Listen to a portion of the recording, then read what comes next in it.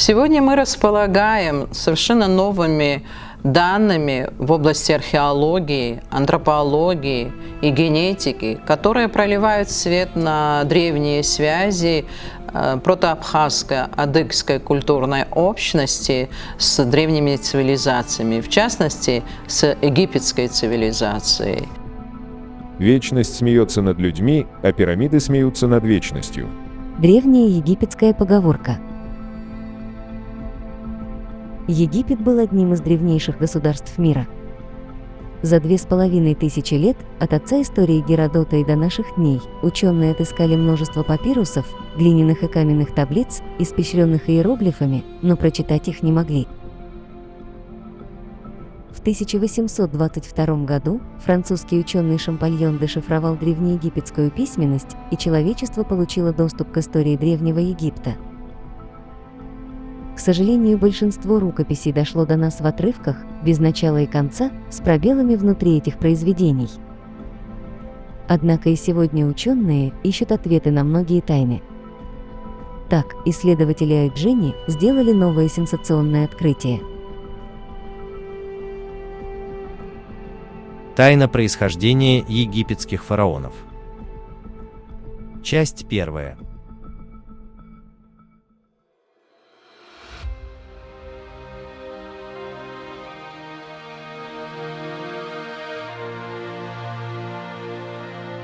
Абхазы известны сегодня как этнос, несущий в своей культуре Рассказывает музей Квициния, доцент Абхазского государственного университета, философ, религиовед. Абхазы помнят сказания, предания, мифы об ацанах, например, об Абраскиле, героев Нарта, визнартского эпоса, своих богов. И в языковой традиции твердое место занимает каждодневно упоминаемый верховный бог в пантеоне богов Анца. Он воспринимается как священное имя, но образец архаического сознания.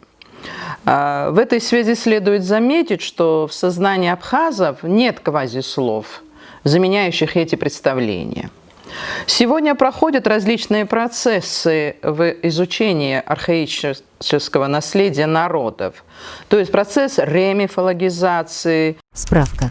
Ремифологизация – процесс возрождения мифологического сознания в культурах, прежде утративших живую связь с мифологией. Этот процесс способствует изучению, дополнениям, исследованиям во всех проявлениях этих архаических моментов, то есть мифологического сознания, мифологического наследия. В этой связи представляет большой интерес труды многих абхазоведов, профессора Анчабадзе, Иналыпа, Владислава Григорьевича Ардзенба. Следует заметить, что сегодня мы располагаем новыми данными, археологическими находками, исследованиями в области антропологии, генетики. Эти исследования проливают свет на некоторые спорные вопросы о более древних связях протоабхаза-адыгов с цивилизациями древнего мира. К примеру, египетской, месопотамской, харапарийской, не боюсь сказать, то есть индийской.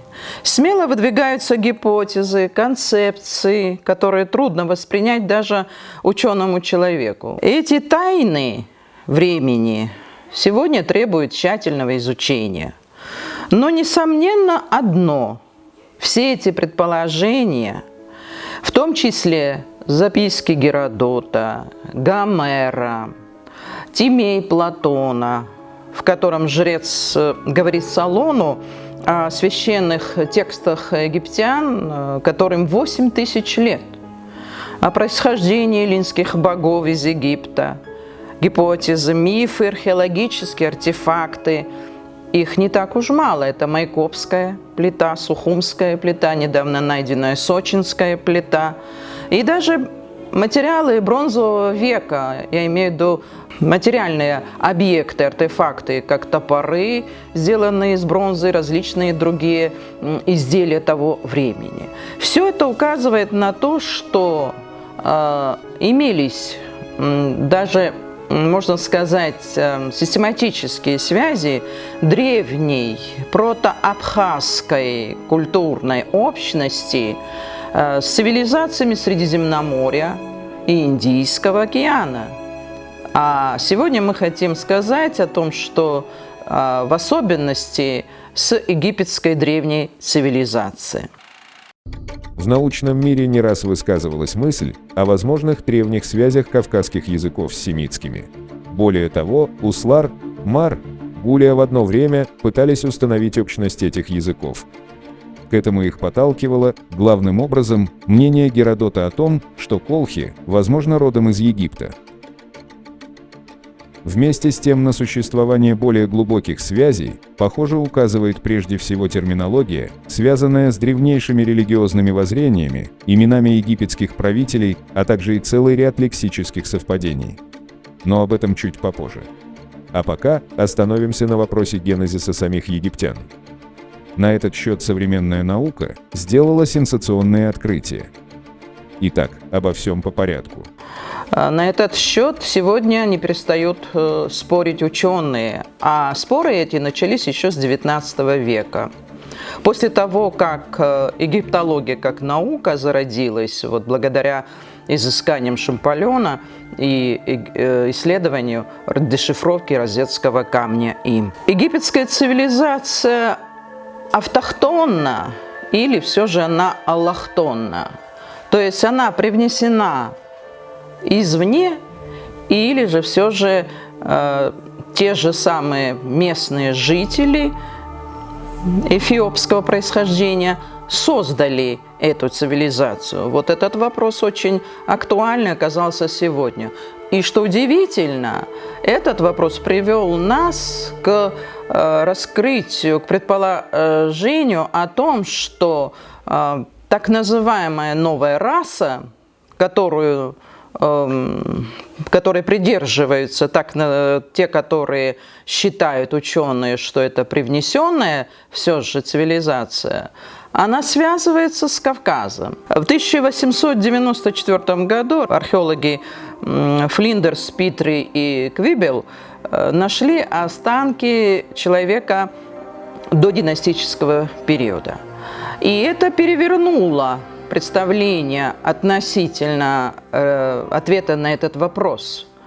Оказывается, что люди до династического периода по антропологическим показателям совершенно не подходят, не соответствуют местному антропологическому материалу. Цитата. Скачок государственного строительства Египта был достигнут за короткий период. Антропологические останки могил додинастического периода удивляют.